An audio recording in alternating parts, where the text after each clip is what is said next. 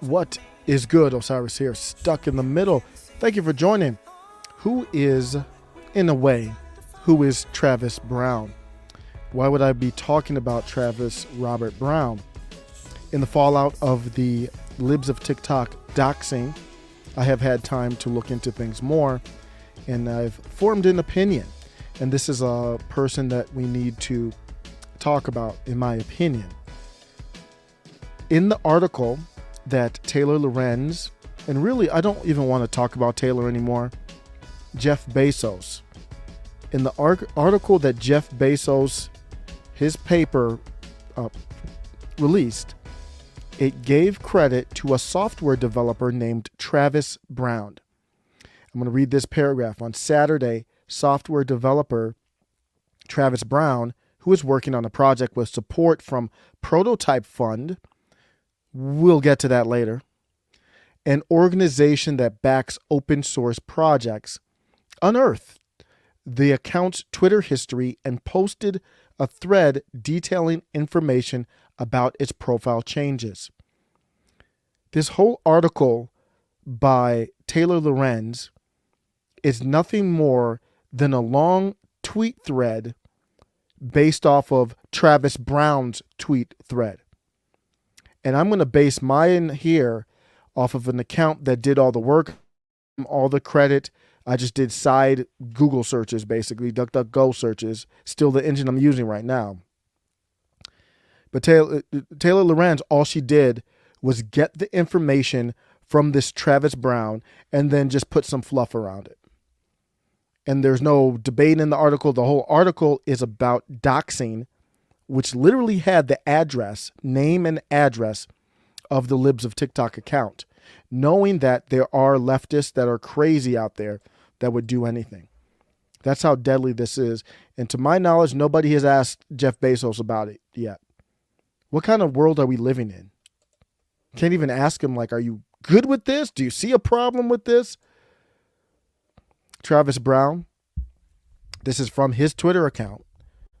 Update, I just found deleted tweets in which Libs of TikTok, and then he has her name there. Her name's everywhere. It's out. What are you going to do? Claims to have participated in the J6 insurrection. So they talk about her and her framing in her tweets, but they have framing saying somebody participated in a J6 insurrection, and all they have is a camera footage of her far away from where all the stuff was happening. That's participating in the insurrection now? You can frame things, and so can somebody else. Let's learn more about Travis Robert Brown.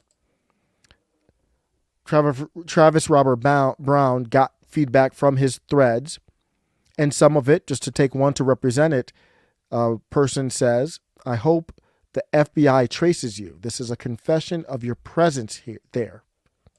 This is to scare people. They want the FBI to look into it. They want to scare Libs of TikTok, the Twitter account. Pontic Stepdad, amazing thread, and this is where I'm getting the source of my information, is through this person's thread. Travis Robert Brown's Hasreddin tracker is composed of his existing tools, such as cancel culture, which Travis uses to track, stalk, dox, and harass those he had a personal vendetta against. You can see the hundreds of lists he's created here. And you can see that this dude is really serious about it. I am on the GitHub right now, and this is an archive of, hopefully you can see it. Let me make this bigger. Not just Libs of TikTok. Let's look at the first one.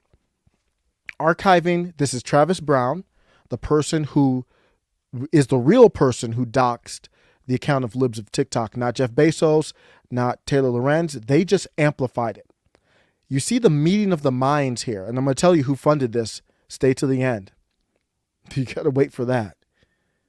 But it's a meeting of the minds.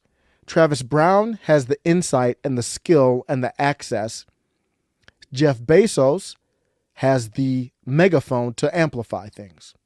So you put them together, you do the dirty work, Travis Brown, and I'll get you out there. I need to hear Jeff Bezos. I need to hear our government speak on this. And you'll see why I say that at the end. These are deleted tweets for Catherine. I don't know how to pronounce the name. I'm sorry. Deves. So I'm like, okay, who's Catherine Deves? Click on it. This is GitHub. And it's got a list of tweets that were deleted from this person. Then I was like, okay, let me look up the account of Catherine Deves. And Catherine Deves' account doesn't exist anymore. It looks like it's deleted. And it's probably deleted because of this campaign to track, archive, and stalk and basically stalk somebody. And who is that? Catherine Deves claims key role in controversial bill to ban trans women from women's sports. So this is somebody who is a political enemy of Travis Brown, and he's tracking her tweets, doing all of that kind of work. Nothing here is illegal. I'm not alleging it's illegal. It's unsavory, I would say. It's a campaign, I would say. This is an intelligence operation, I would say. Let me go into a little bit more why. But that's where Libs of TikTok is right here. That's where the stuff was doxxed. This was like a normal day for this dude. You just keep looking down here. There's all these other doxings and trackings. This was nothing. You can look at this. I've seen Nick's Fuentes name on here and Coulter. Like, what are they doing? They're going against their perceived, their political enemies. That's what's happening.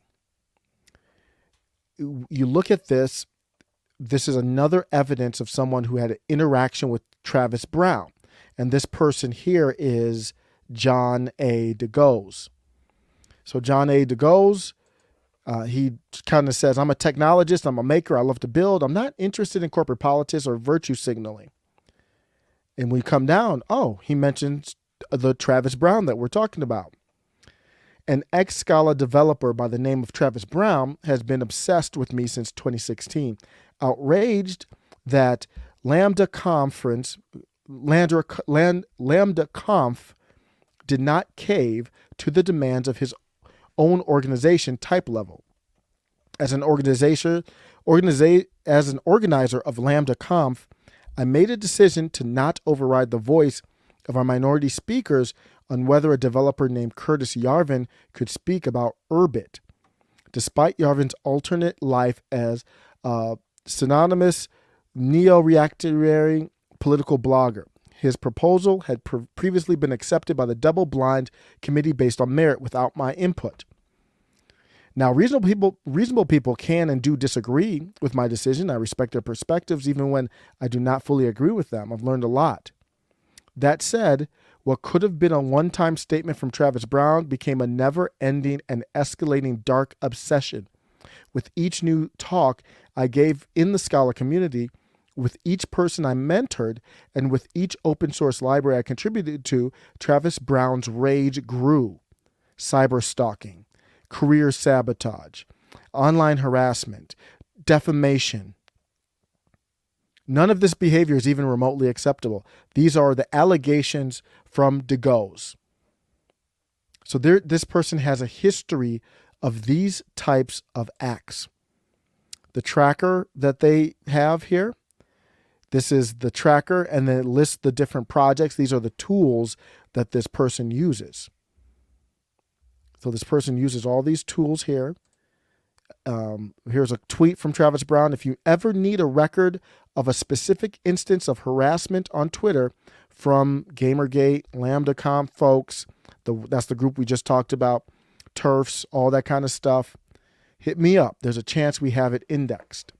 So he's become his own type of curator, basically doing the exact same stuff that Libs of TikTok did, except Libs of TikTok took stuff that people voluntarily posted. Travis Brown is digging into deleted files, and as we see, he has access to the Twitter API. And everybody doesn't have access to that. Tim Pool said the doxing here was easy. I listened to Tim Pool talk about it. I don't know what he's referring to. This was not an easy doxing. Maybe for Travis Brown it was, but for your average citizen, this is not a easy dox here. I don't know what he's referring to when he says that. Travis Brown, 8 months later, and we now have an archive of 35 million deleted tweets, mostly from the far right and their allies. Update, my little scraper that's been slowly crawling its way through the right-wing grifter, bootlicker tweeter, has collected its 3 millionth deleted tweet today. So that's the point, is to bring these things back up, and that is to archive stuff for cancel culture. Again, I don't see anything illegal. It's unsavory, that's for sure. This Hasrin tracker uses the Twitter API, GitHub API, and scrapes the Wayback Machine. So this is not something everybody has access to. When you talk about the Twitter API, we're talking about the application programming interface, I think is what it's called, the full term for it. It's not something everybody knows how to work with or do, but he has it. Why? We'll get to that. His project violates Twitter's developer policy, developer agreement, and privacy policy.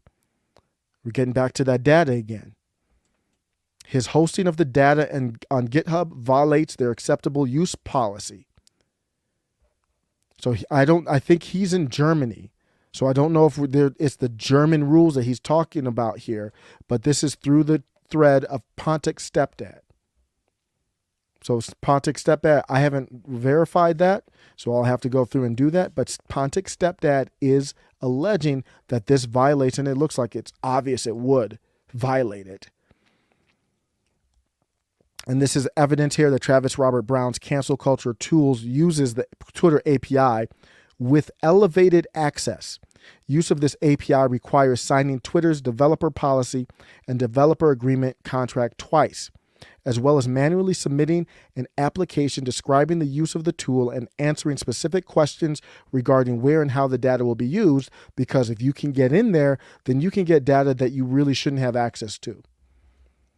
And I have had concerns. I talked about Tim Pool getting, basically he was doxxed, but getting swatted all the time and his life threatened. Basically this past weekend, he couldn't go and do his Nashville show like he wanted to. Nick Fuentes, all these people, Jaden McNeil, Bryson Gray's mom got swatted. We're seeing a lot of this. And it's all on people who don't subscribe to the narrative. We saw the Saudis in 2019 hired Twitter employees to be spies to get information on people who were talking bad about the Saudi government. And then I talked about Gretchen Whitmer and the FBI. The FBI basically entrapped these poor saps into this plot. The FBI created the militias. They created the plot. They did everything. And these saps just walked around. They were followers. And the jury found them innocent. Or two of them hung jury.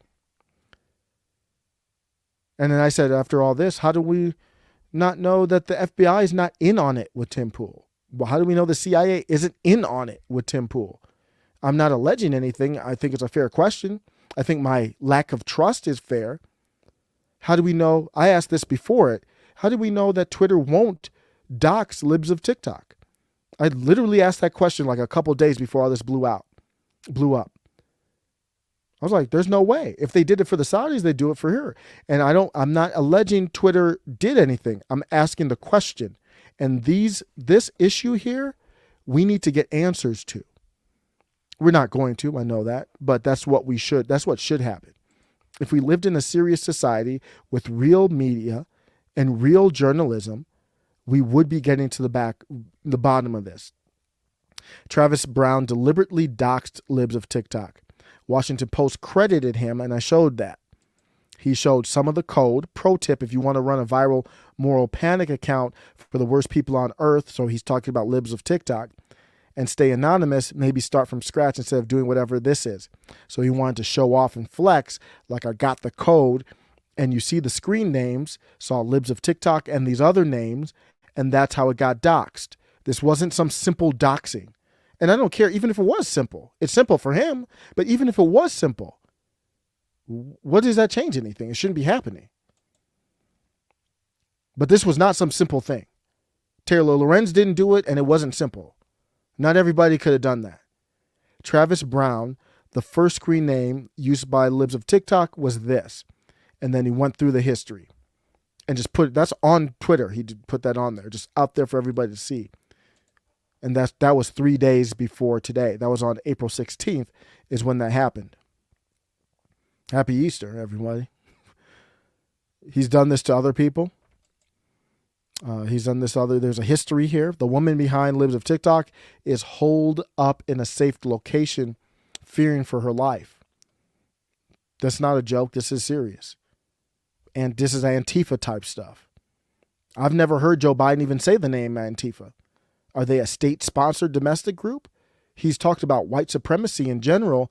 Is he including Antifa in white supremacy? This is not the first woman who has feared for her life due to Travis Robert Brown cyberstalking and incitement of harassment. So this is the tweet that I read in another video. She's holed up safe. But then there's another person here. I choose not to be. It's scary. When I was walking in Berlin streets and worrying if Travis is following me, I can't stop my anxiety. It took long to heal in the past few months. That guy is like the dictators. No one can stop him, but he is allowed to damage and harm others. That is a woman who is afraid of Travis Brown.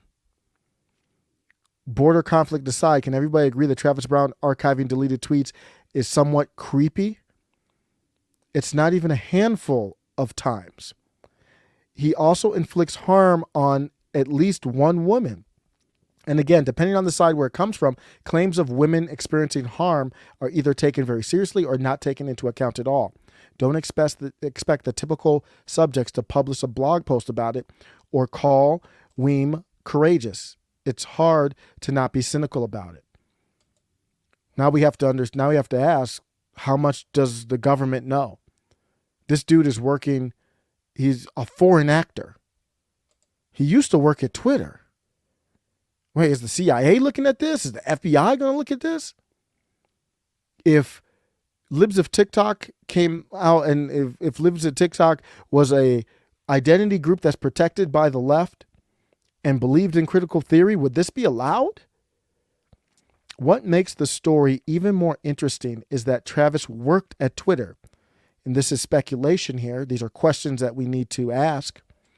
I'm speculating here, but we believe he has friends on the inside, which is why his account has not been banned and his API access has not been shut off, despite clear violations and mass reporting.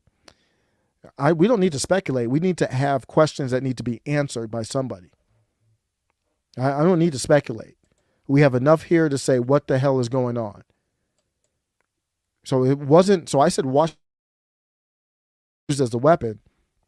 It wasn't just Washington Post. This is the prototype. Remember I mentioned in the first start of this, in the credits, they said he got support from Prototype Fund. Let's get back to that. We're finally here. I'm going to end with this. Prototype Fund. Prototype Fund has Travis Brown right on the front page. Interesting, isn't it? So if you translate it to English, it says hate speech tracker. We give those affected by online hate speech a tool to fight back. And hate speech is nothing more than saying somebody I disagree with. Who decides what hate speech is? Nobody decides what hate speech is other than the person. And that's what's happening here. So the project status, hate speech tracker, has Travis Brown on it. You go to the About page. The Prototype Fund is a funding program of the Federal Ministry of Education and Research, BMBF, that is managed and evaluated by the Open Knowledge Foundation, Germany. Germany. Well, why is Germany involved in this? Travis Brown is funded by the German government based on this information here. If I am wrong, please help me out to correct this. The Federal Ministry of Education and Research, that's straight up a German I mean, that's straight up Germany. Federal Ministry, this is Wikipedia, Federal Ministry of Education and Research. It's Germany. It's the German government.